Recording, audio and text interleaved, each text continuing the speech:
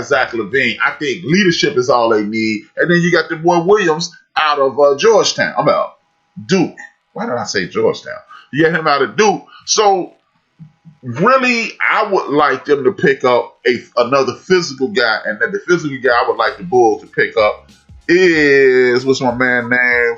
I don't know how to pronounce his name, but he's from Dayton.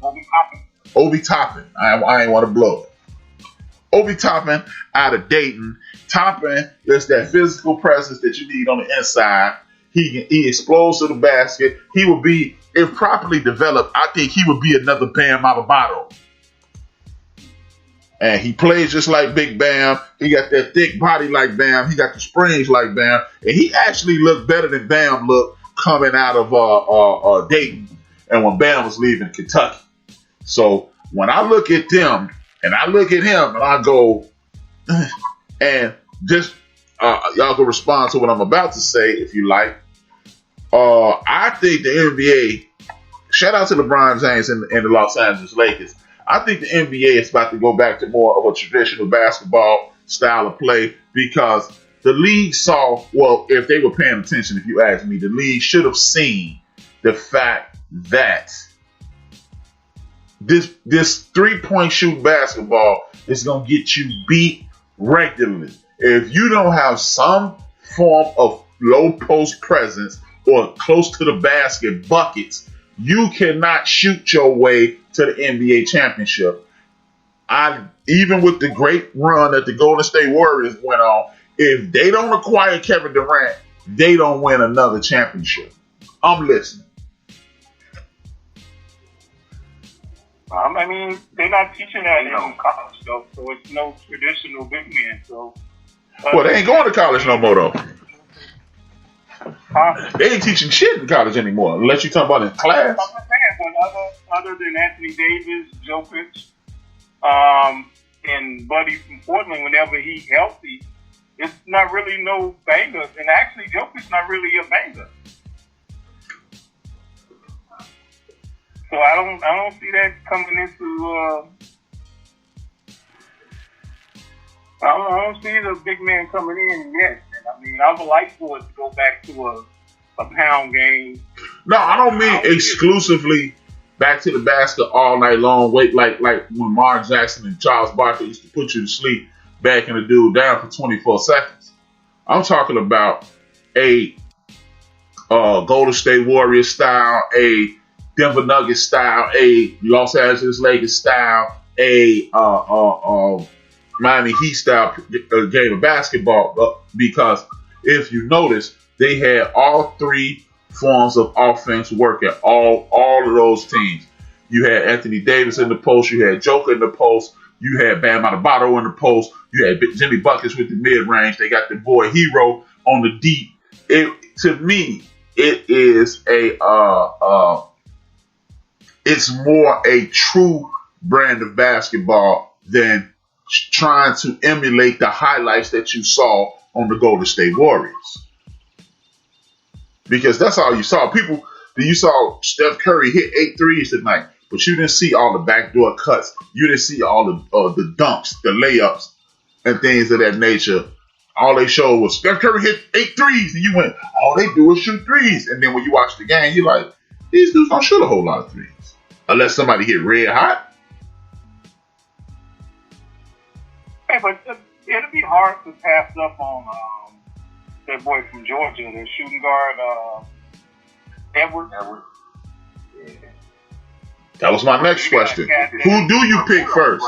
If you're the Minnesota Timberwolves, who do you pick first? Right. LaMelo Ball or my man Edwards with that bounce? And again, when you look at Edwards plays more of a Dwayne Wade, Kobe Bryant style of ball. Dwayne Wade, Kobe Bryant, Murray, Booker style of ball versus a Steph, Clay, Reggie Miller style of ball. I'm listening. And that's how. But then at the same time, that's how D'Angelo Russell plays. That's why I said, who you drafting first? It's like, man, it feels like they gonna mess it up. Because even looking at mock draft, they got Anthony Edwards going there. So because it wouldn't make sense to draft Ball because he played the same position that like you said, D'Angelo played. Well then, and maybe they should go wide because, granted, you got Cat and you got Wiseman and you got D'Angelo. Can that be your three? Especially if Wiseman don't necessarily always have to be in the post. When is the draft, man? Shit, I don't know. Was it I'm talking shit on the 18th. With me personally, they might pick up, buddy. Maybe they might pick that dude that Golden State is raving about then. Because you can put him next to, who they got playing in the power forward?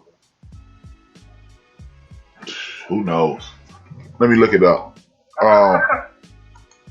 Well, at this point, before I can't answer it, I'm looking it up right now.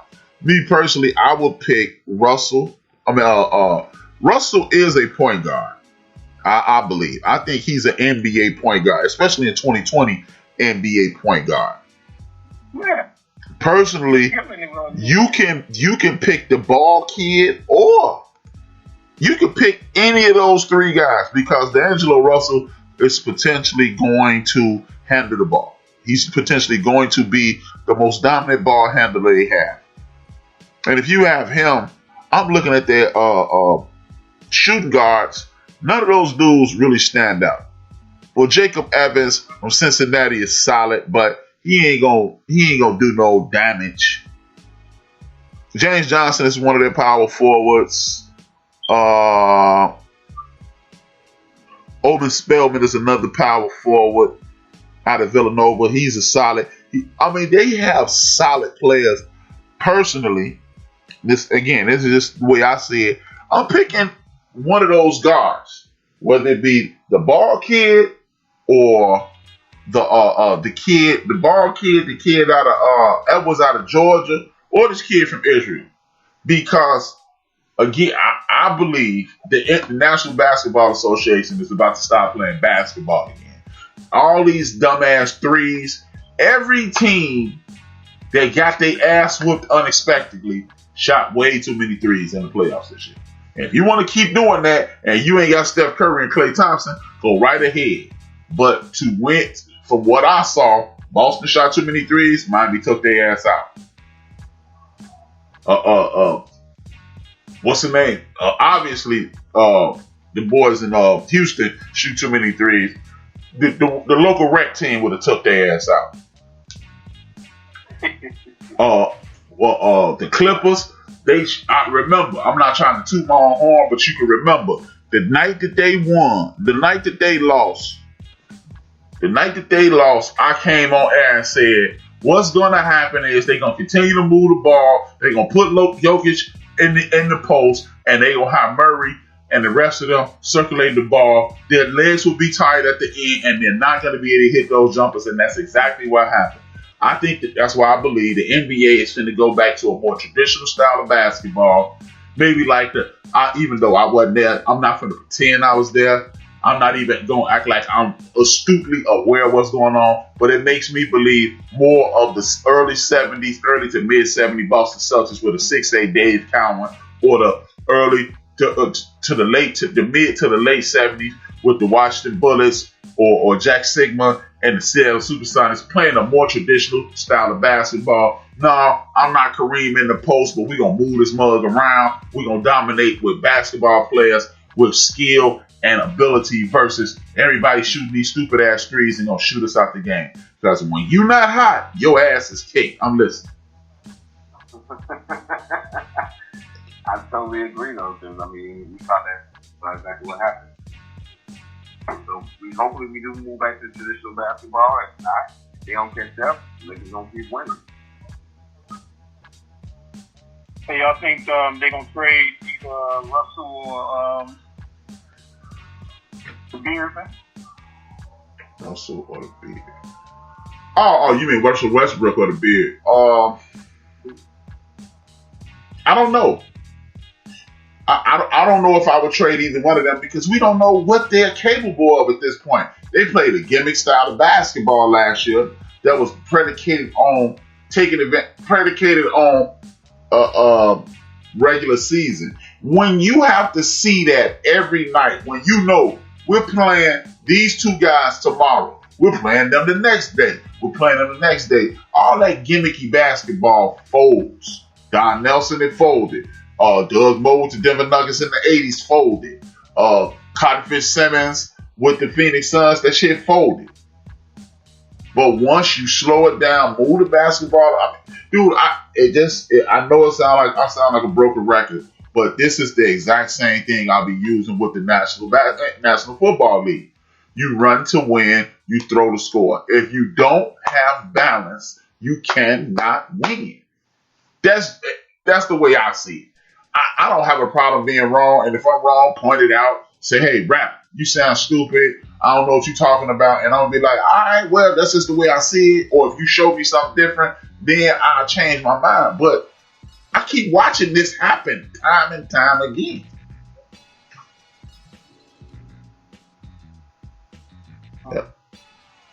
Yeah. Silence ain't good for on air for people. Are you good? But no, it's true though. It's fact. I mean, you are telling the truth in regards to what it is. It's simple mathematics. It's chess is not chess. As far as it goes, you shooting all these threes. We've seen that many times. I remember a couple seasons ago, Houston was up in game 6 or game 7, and they missed 27 threes in a row, and y'all lost by 9. So it's a possibility of you shooting 27 threes, missing, and you lose by 9. You started out up. So it's like that style of basketball has gotten us where as soon as you start missing them shots, the other team starts scoring, and you can't get it going no more. Now to bring it down to the big man game again. Due to this virus, the Toronto Raptors are going to be struggling to actually play the National Basketball Association next year. We saw the Toronto Blue Jays get shut out of basketball this year. Baseball this year. So the Toronto Raptors, they don't know what the situation is going to be with health issues. They're talking about playing in Louisville. Is this a good idea or bad idea? I think it's a good idea, man. You still got a fan base, even though Canada, like, hey man, don't bring that shit over here. Still in the NBA, so I think it's best to have them play in Seattle or Louisville. That's what I was thinking, Seattle as well. I mean, I think it's more so, I'm assuming that it's, like you said, tickets and all COVID related, they probably want to hold international. So bringing them into the state, that may work out a little bit better in regards to getting this rolling. Chief Rocket just put in here not Louisville. Why not Louisville, Chief?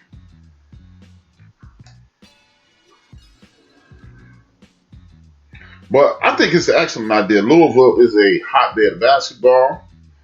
You got the Kentucky fans, you got the Louisville fans. This is a place where basketball has been traditionally enjoyed and loved and embraced.